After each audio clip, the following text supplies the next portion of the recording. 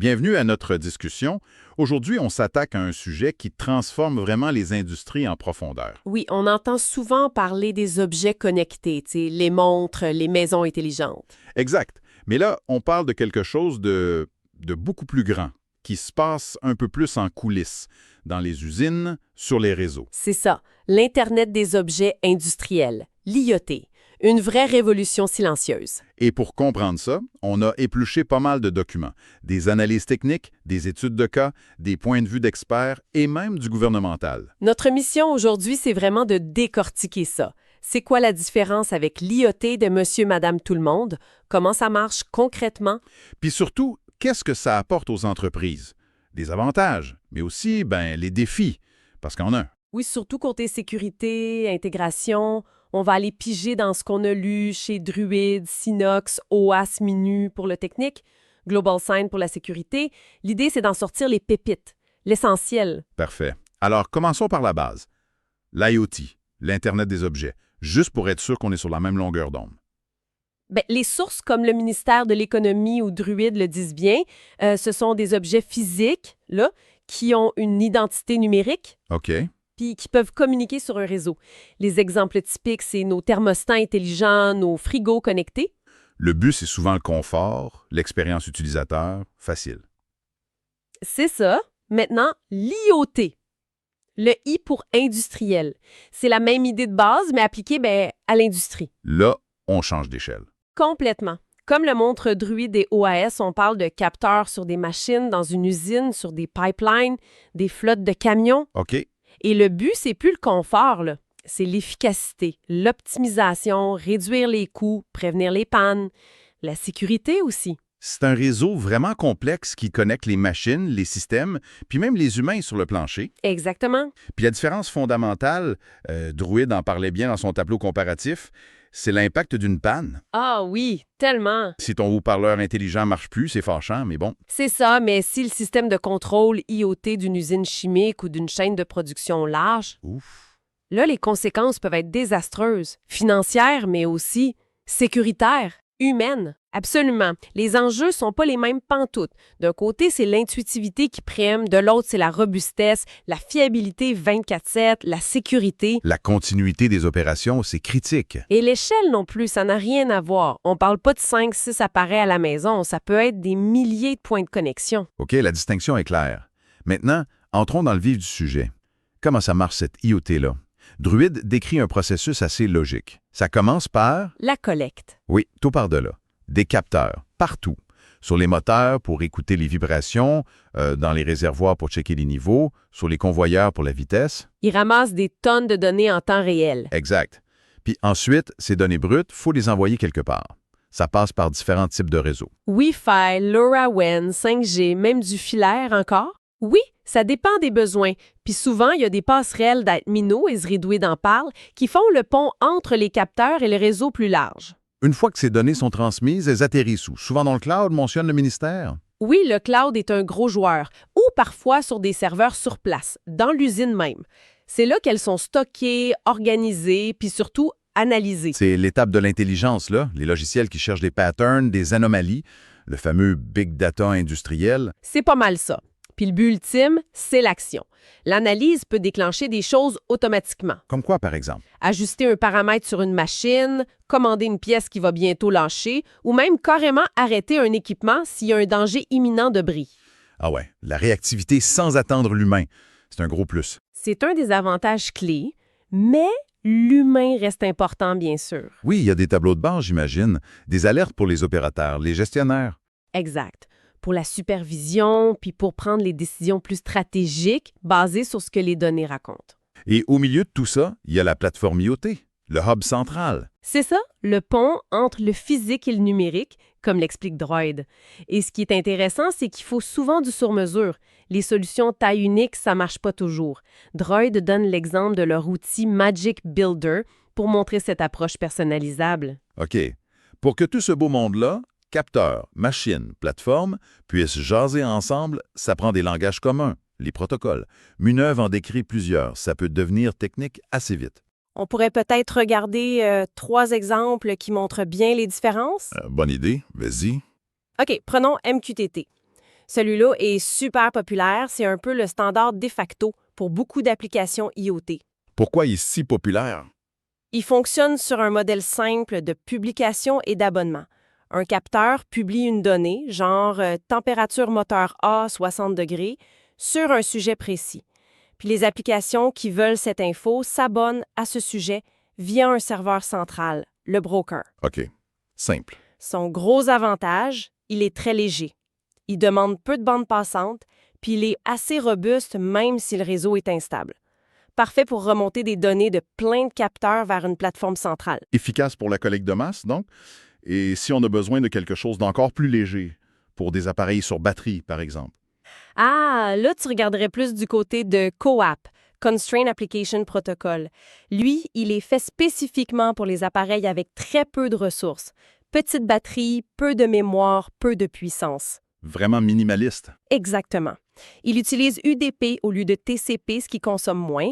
En tête super compacte, communication asynchrone, c'est idéal pour des réseaux de micro-capteurs sans fil genre Cislo WPN. OK. Et à l'opposé, si la performance et le temps réel sont critiques, si chaque milliseconde compte. Là, on tombe dans des protocoles comme DDS, Data Distribution Service. C'est une autre philosophie. Comment ça? Les appareils peuvent se découvrir et se parler directement, en peer-to-peer. Il est conçu pour une latence très, très faible et un gros débit de données. Et il est fiable. Extrêmement. Il offre beaucoup d'options pour la qualité de service, QoS, genre 21 niveaux différents pour garantir que les messages arrivent dans le bon ordre, etc. C'est utilisé dans des domaines très exigeants. Aérospatial, contrôle industriel avancé. Wow. OK, donc pour résumer très vite, MQTT, c'est le bon à tout faire efficace pour la collecte. CoAP, c'est le spécialiste des mini-appareils économes. Et DDS, c'est la F1 pour le temps réel critique. C'est une bonne image, oui. Puis, il y en a d'autres importants comme AMQP, qui est très fiable, ou REST HTTP, qu'on connaît bien du web. Mais ce que Menou souligne, c'est vraiment ça. Le choix dépend de tes contraintes. Bande passante, latence, énergie, fiabilité. Faut magasiner le bon outil pour le bon travail. Ça fait du sens. Choisir la bonne langue pour que la conversation soit fluide. Parlons maintenant des bénéfices. Qu'est-ce que ça donne concrètement d'investir là-dedans? Les sources comme Druid, Synox, OEOS semblent pas mal d'accord. Oui, le premier gain qui saute aux yeux, c'est l'optimisation de la production. Mieux comprendre ce qui se passe permet de réduire le gaspillage, d'améliorer la qualité, de faire tourner les équipements au maximum de leur potentiel. Puis ça mène directement à un autre avantage énorme qui revient partout, la maintenance prédictive. Ah oui, ça c'est majeur. C'est une petite révolution, comme dit Synox. L'idée de savoir qu'une machine va briser avant qu'elle brise. Exactement. Fini la maintenance préventive à date fixe, où tu changes des pièces encore bonnes. Fini aussi d'attendre que ça casse pour réparer. Là, t'interviens juste au bon moment, basé sur l'état réel de l'équipement. Les économies sur les temps d'arrêt doivent être gigantesques. Énorme. Les temps d'arrêt non planifiés, ça coûte une fortune à l'industrie. Puis ça améliore aussi la sécurité, en évitant des pannes qui pourraient être dangereuses. Logiquement, tout ça réduit les coûts globaux. Moins d'arrêts, maintenance plus ciblée, moins de pertes. Tout à fait. Il y a aussi des gains en sécurité pour les travailleurs en surveillant les zones à risque ou en automatisant des tâches pénibles. Et un point super important, prendre des décisions éclairées. Basées sur des faits, des données réelles, pas juste l'instinct ou des vieux rapports. Précisément. En temps réel en plus. Synox a ajouté aussi un angle intéressant, la performance énergétique. Oui, très pertinent aujourd'hui. L'IoT permet de suivre la consommation d'énergie à la loupe, machine par machine, processus par processus. Identifier les gaspillages invisibles. Exact, et optimiser pour consommer moins. C'est crucial avec les changements climatiques puis aussi les réglementations qui se resserrent. Il donnait l'exemple du label E+C pour les bâtiments. OS, de son côté, parlait de meilleure collaboration. Oui, le partage de données en temps réel facilite la communication entre les départements. Production, maintenance, logistique, même avec les fournisseurs ou les clients parfois. Et Synox mentionnait même une transformation plus profonde.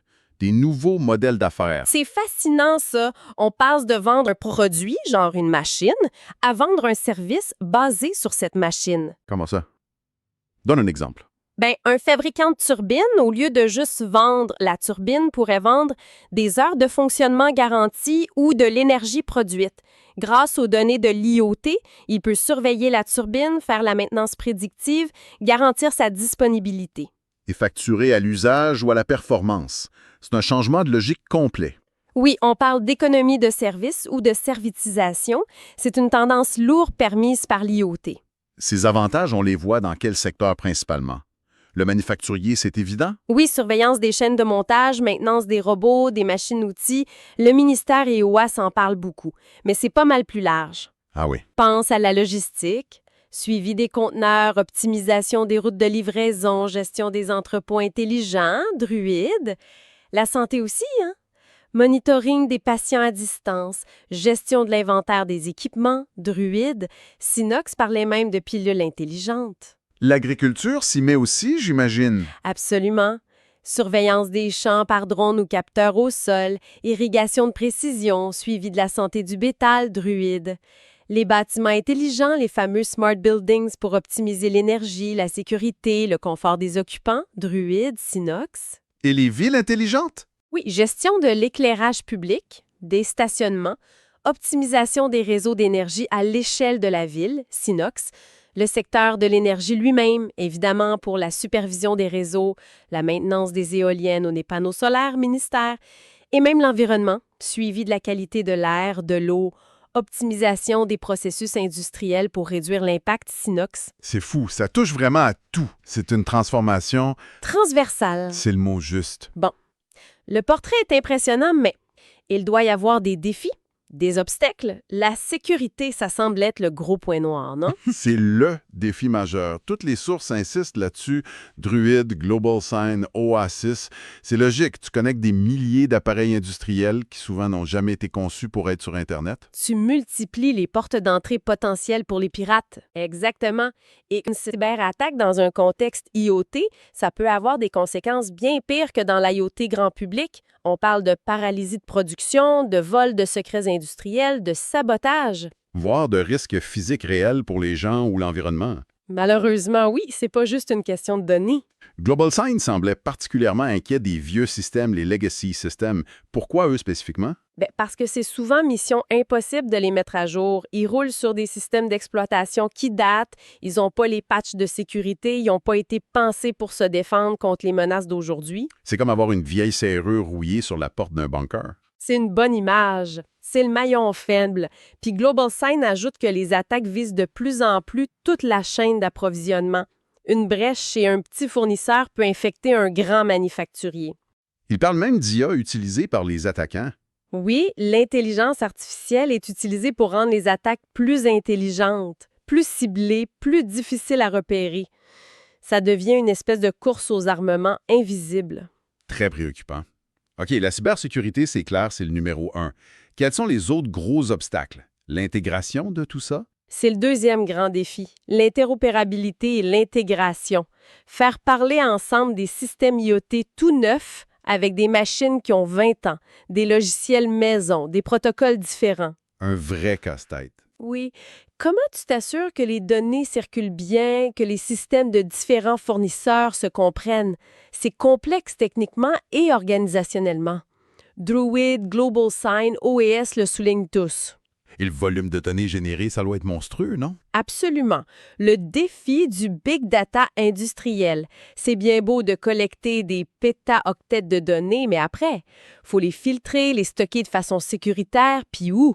Druid dit d'être vigilant là-dessus, les analyser pour en tirer quelque chose d'utile. Sans parler des questions de gouvernance. À qui appartiennent ces données? Comment on gère la confidentialité? Exact. Et la conformité réglementaire. Les lois sur la protection des données, la cybersécurité, ça évolue tout le temps. Faut rester à jour, ce qui est encore plus dur avec les vieux systèmes comme le Node Global Sign.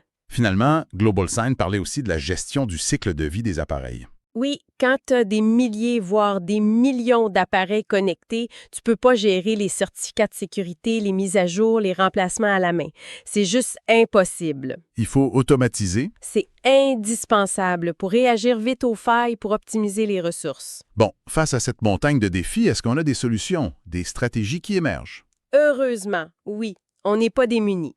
GlobalSign, par exemple, insiste beaucoup sur l'importance de la PKI, l'infrastructure à clé publique. La PKI, c'est quoi au juste en simple? C'est un peu comme un système de passeport numérique pour chaque appareil. Ça permet de garantir que chaque machine est bien celle qu'elle prétend être, authentification, de crypter les communications pour qu'elles restent secrètes et de s'assurer que les données n'ont pas été modifiées en cours de route, intégrité. Essentiel pour la confiance. Fondamental. L'idée clé, c'est d'intégrer cette sécurité par PKI dès le début, dès la conception des appareils et des systèmes IoT.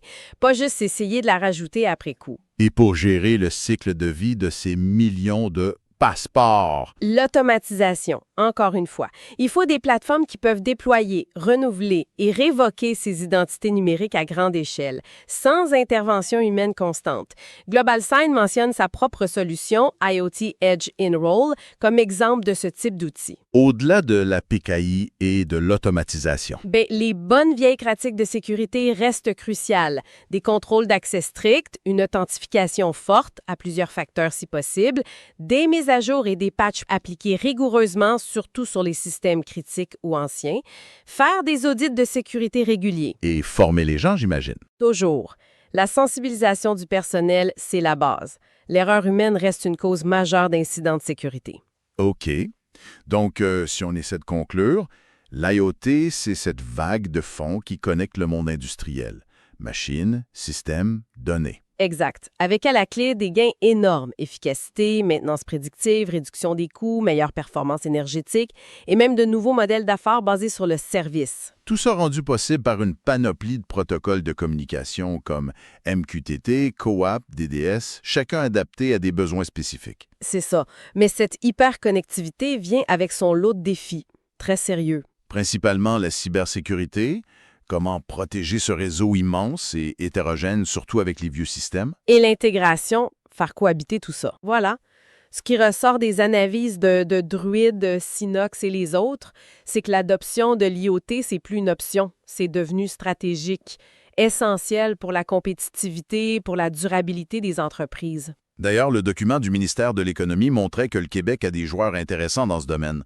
On n'est pas en reste. Effectivement. C'est un secteur en pleine effervescence ici aussi.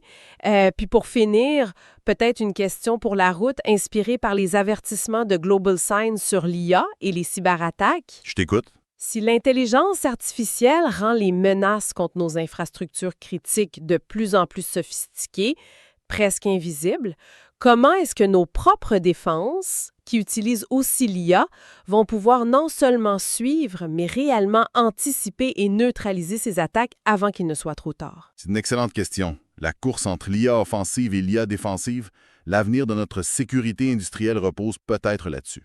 C'est une possibilité. Ça laisse matière à réflexion.